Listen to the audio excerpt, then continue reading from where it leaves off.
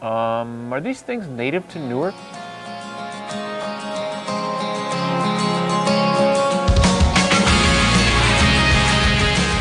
How you doing, Jersey? Welcome to the Star Ledger Newsroom Thursday, August 21st. Huge news from the Olympics just in the past hour. New Jersey native Carly Lloyd just scored the winning goal for the U.S. women's soccer team in the gold medal match against Brazil. U.S. wins 1-0 in overtime in what was a serious grudge match. Now, you're going to be bombarded with coverage of this on the web and on TV all day long. But the one thing you really need to check out in order to understand what this game meant to the U.S. women is an interview we did yesterday. We ran yesterday with Carly Lloyd, in which she explains how bad they wanted to win. Lloyd recounts how when Brazil beat the U.S. women in the World Cup, the U.S. women got back to their hotel to find members of the Brazilian team with video cameras videotaping them in their misery, really rubbing their nose in it. And Lloyd is quoted in the article saying, "I am ready to go at them." She sure did, scoring the winning goal in overtime, 1-0 gold medal, bringing it home. All right, in other news, I've also posted that story on the Ledger Live blog page. That's NJ.com/Ledger Live, so you can get right to it. In other news, Governor John Corzine has repeatedly vowed to bring down the state's crushing debt level. Despite that, Dusty McNichol reports today that the state debt rose $2.2 billion last year. Now, one of the biggest critics of mounting state debt has been conservative activist and former Bogota mayor Steve Lonegan. Lonegan recently filed a lawsuit to try to block a state bonding program that would borrow $3.9 billion more to build schools. Yesterday, Lonegan became our first in-house guest yesterday at Ledger Live. We sat down to talk about all this.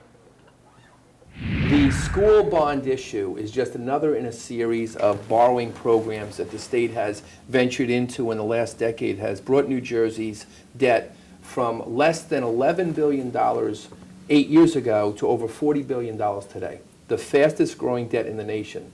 A debt that the governor himself has said clearly over the past several months that we have a debt crisis. The government of New Jersey has actually veered hard to the left, and we're seeing the consequences of their social engineering, their fiscal engineering policy, their big government programs. We're seeing it every day, and the taxpayers are feeling it every day. The Bush administration has gotten us into a huge fiscal hole again. The Whitman administration racked up debt in this state. Are Republicans really any better than Democrats at this? They should be. But like many conservatives, I'm disappointed in George Bush's fiscal policies, and while I support others. And on the state level, I think the reasons Republicans lost the state of New Jersey back in 2001 was because of their failure to be more fiscally conservative. Now, that interview was set up after a reader suggested that we do it.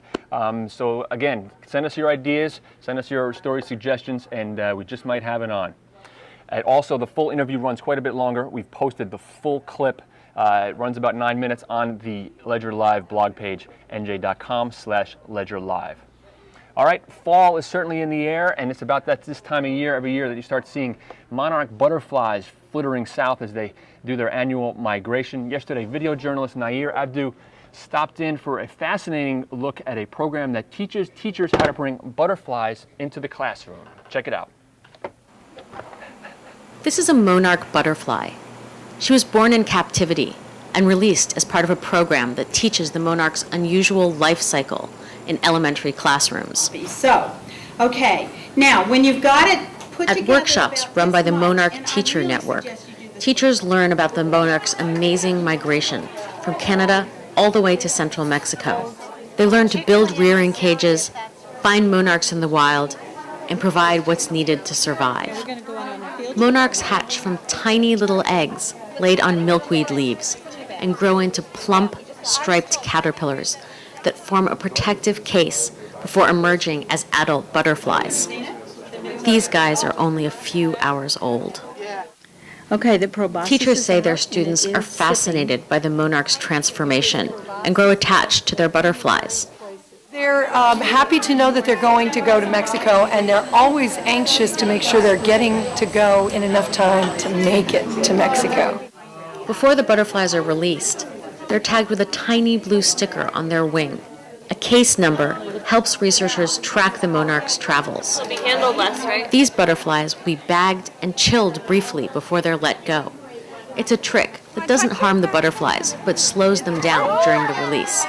It's a big hit with kids, but adults seem to like it too. There it goes. All right, girl, let's go. Taking our sweet old time. All right, let's wrap things up, taking a look at comments coming in on our NJ.com news blog. State debt always gets people riled up since they pay for it out of their pockets. Abatha says, hey, I haven't gotten a raise in 3 years. The retail trade I'm in simply can't carry raises right now. Guess people like me take a double hit, once because we don't get a raise and the other to pay for the raises of others who are privileged. Top 10 Bound says, this borrowing insanity is no different than drug or alcohol addiction. And Wall Street firms, lawyers, underwriters are the enablers who get a cut every time government borrows money. And those enablers contribute money to the leaders who tell us we must borrow more. All right, Jersey, that wraps up Ledger Live for today. Keep in touch. Send us your videos, your photos, your emails. Shoot them to us at ledgerlive@starledger.com or log on and sound off on our news blogs at NJ.com. All right, take it easy.